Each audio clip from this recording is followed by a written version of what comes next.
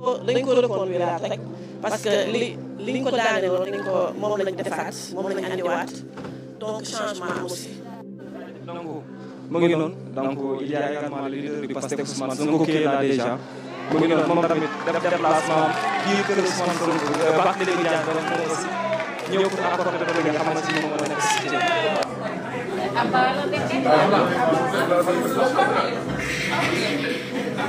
mais Aba yaa doon sànni butéel borom butéel borom kees bi borom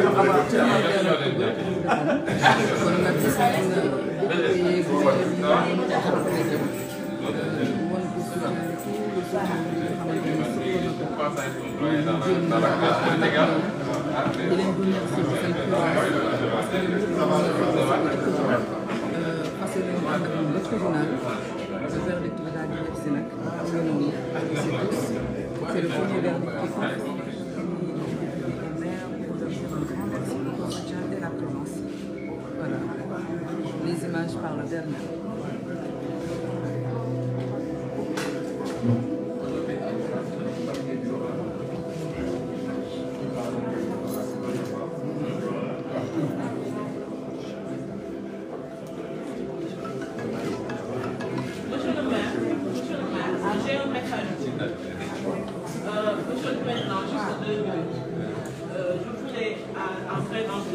Que je félicite d'abord parce qu'il n'a pas été honorable, parce que nous sommes très fiers qu'il soit à l'Assemblée. Mais monsieur le maire, la jeunesse dakaroise, et je pense que je peux parler sous le contrôle de Bassirou Samb.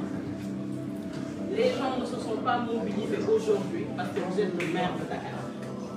Les gens se sont mobilisés parce que vous êtes un citoyen qui, à tout instant, quand le peuple a été en danger, vous vous êtes mobilisé pour que les gens puissent s'en sortir.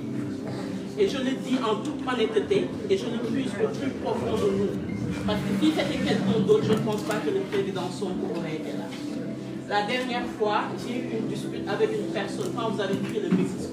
Et j'ai dit, je reconnais aujourd'hui le camarade avec qui j'étais sur le terrain. Monsieur Guy Kesby, mon nom est bien payé. Mais je vous dis qu'aujourd'hui, le message que nous lançons, c'est que vous nous représentez au niveau de l'Assemblée. Moi, je suis du vidéologie qui croit en la lutte des classes. Et je pense que vous l'avez compris. Vous nous représentez en termes d'exemple. Vous avez parlé d'une loi que vous allez mettre en œuvre, mais n'oubliez pas la jeunesse qui vous regarde. Et je pense qu'aujourd'hui, moi, je suis très fière de voir Abbas qui ne se laisse pas faire. Je pense que c'est lui qui m'a un peu réconcilié avec mon troisième âge. Mais de vous dire qu'aujourd'hui, tous ceux qui sont là ne sont pas là parce que vous êtes le maire de Dakar. Mais ils sont là parce qu'à chaque fois, et mon camarade honorable député Abba, qui pour moi est mon député de choix, il a eu à faire ce témoignage-là dans son bureau quand nous avons été deux. Et en conclusion, parce que ce n'est pas une rencontre politique, c'est pour vous dire que le soutien de tout un chacun, c'est un soutien sincère, c'est un soutien désintéressé, parce que nous savons que vous irez au bout des attentes que nous avons. Et autant vous irez au bout des attentes que nous avons, nous avons aussi la possibilité de le maire que nous avons. Vous êtes très, très fougueux, mais pensez à ceux qui sont, je ne dirais pas derrière vous, mais qui sont avec vous. Parce que nous croyons que la camaraderie, c'est le fait de se dire les vérités, c'est le fait de résoudre des problèmes, mais le fait d'être présent pour pouvoir résoudre ces problèmes-là. Et M. Sonko, je pense qu'aujourd'hui, on peut faire le mariage, là, l'imam. Mais en réalité, monsieur le maire,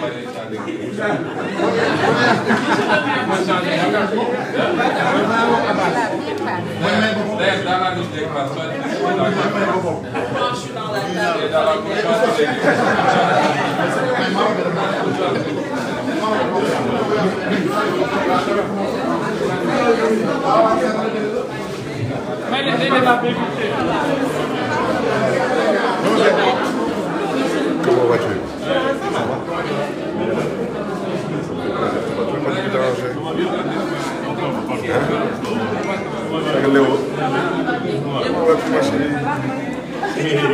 Adjana, comment vas-tu? Ça va bien.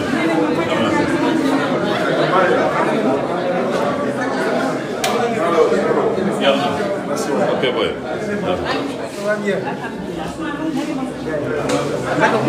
Ça va bien.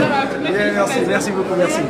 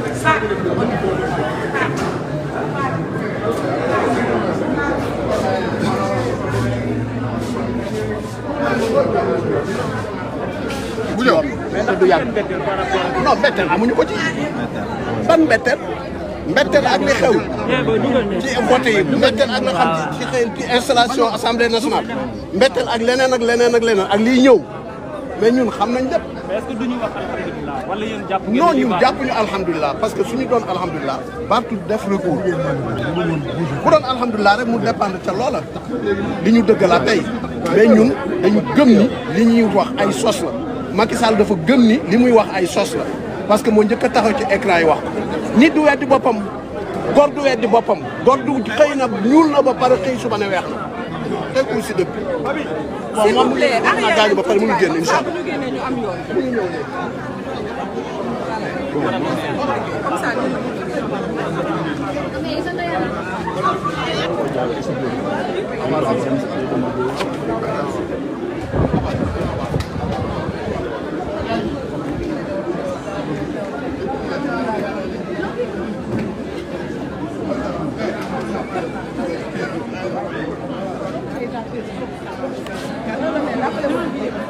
Ok.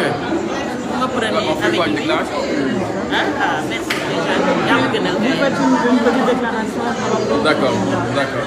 En fait, voilà, on est ici en tant qu'élus, puisque le fond du débat concerne les élus au Sénégal. Vous vous rendez compte que le maire qui est ici a été élu avec plus de 100 000 voix d'écart par rapport à la coalition présidentielle. Vous vous rendez compte? Je ne parle même pas de son score. Je parle de l'écart entre lui et la coalition présidentielle. Ceux qui veulent nous imposer des débats sur le cumul des mandats doivent savoir que c'est ça les vrais débats. Le vrai débat, c'est le statut de l'élu local. C'est quoi être maire au Sénégal? C'est quoi être maire de la capitale? Comment un élu peut être dans sa mairie, être agressé par des nervis et être condamné? Comment on peut être maire de Dakar, avoir un budget, avoir 300 000 francs de salaire? Aujourd'hui, les gens te parlent de cumul de mandats. C'est ça les préalables qu'il faut régler. Et je pense que cette condamnation-là, ce procès-là, c'est quelque chose qui doit nous interpeller en tant que politique et qui nous interpelle en tant qu'élu. Il est temps qu'on parle du statut de l'élu, de la protection de l'élu, comment un député peut avoir 45 000 voix, avoir une immunité parlementaire, et un maire qui a 150 000 voix n'a pas d'immunité parlementaire et peut aller en prison et être condamné pour des broutilles. Je pense que c'est ça l'enjeu et c'est une réflexion qui suit. Merci beaucoup. Merci. Bonjour honorable. Oui, vous êtes en direct sur la page du maire, Barthélémy Dias. On vous a vu tout à l'heure, mi ngi lay tooñ naan la borom kees gi. Alors tey ñu ngi fi au sortir du procès.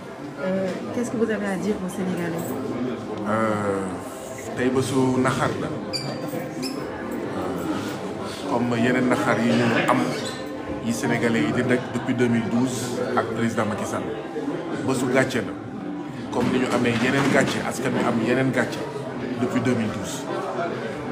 Tey on a assisté à un simulacre de justice. On a assisté à une parodie de justice.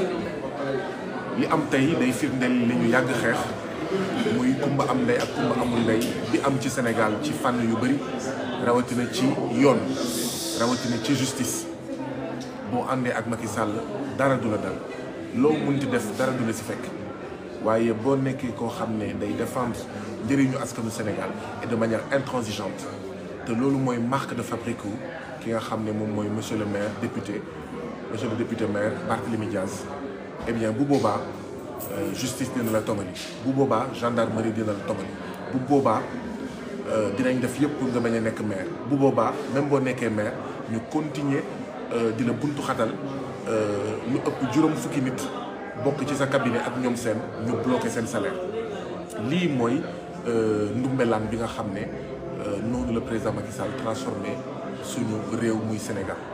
Or dama koy faral di fàttali le projet c'était un peuple un but une fois et non deux peuples deux buts deux fois. Deux peuples mooy benn peuple boo xam ne lu ko neex def sàcc xaalisu askan bi këpp kees randal rey nit torturer ay nit ba ñu dee sàcc suufu askan bi du mujj fenn président Macky Sall jël concom teg ko ci dossier teg ko ci li nga xam ne moom mooy loosu justice mais boo nekkee un patriote authentique comme Barthélémy Dias yow mënoo am jàmm say mbokk mënuñu am jàmm say xarit mënuñu am jàmm ñi ngay àndal ci wàllu politique say collaborateurs duñu am jàmm donc li xew tey bettuñu je crois que ku yeewu tey Sénégal nga gis Auchan yi tëj ay auto gendarmerie garé fa fii rek ci koñ bi waaw tu as l'impression que gendarme yu nekk Sénégal yépp ñu ngi autour de la maison ñu ngi ci biir quartier bi ku yeewu tey ce matin gis réew mi ni mu tëddee ak gendarme yi ni ñu nekkee ci mbedd bi waroon nga comprendre ne li nga xam ne mooy décision bi naroon daal parce que personne n'a fait un appel à la mobilisation lu dul ne député yi dañu ànd ak ki nga xam ne mooy seen naataango monsieur le député maire Barthélémy Dias. Donc on s'attendait un peu à cette décision. Nous ne sommes pas surpris, mais nous sommes tout de même choqués. Voilà, nous sommes tout de même choqués, comme nous le sommes à chaque fois que nous constatons que le droit n'est pas dit. Comme nous constatons à chaque fois que le président Macky Sall moom mooy manipuler exécutif, bëgg manipuler législatif, di manipuler le judiciaire. Loolu nag mooy combat au Barthélémy Dias, mooy suñu combat ñun ñëpp. Nous sommes venus aujourd'hui exprimer toute notre solidarité, mais sans réserve totale, à notre camarade, à notre frère, à notre maire, à notre député Barthélémy Dias. Et la lutte va continuer. La lutte va continuer parce que bu fekkee dañoo xalaat ne lii moo ñuy tax a dellu ginnaaw, eh bien le président Macky Sall qu'il sache qu'il est en train de se foutre le doigt dans l'œil, mais jusqu'au coude. La lutte va continuer. Barthélémy Dias va rester debout. Barthélémy Dias vaincra. La lutte va continuer. Les patriotes vont rester debout. Les patriotes vont se battre. Les patriotes vaincront. Comme Nico Barthélémy Dias doit voir ça, ça fait 10 ans que nous résistons. Ça fait 10 ans que nous nous battons. Ça fait 10 ans que nous faisons face. Depuis quelques mois, le rapport de force a changé. Donc ce n'est pas aujourd'hui que nous allons flancher.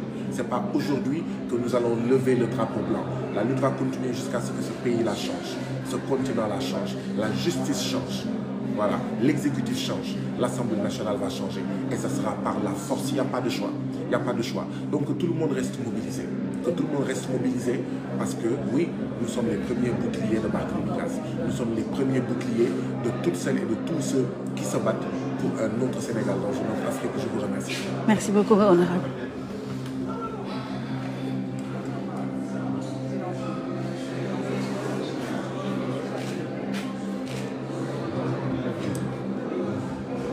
Bonjour.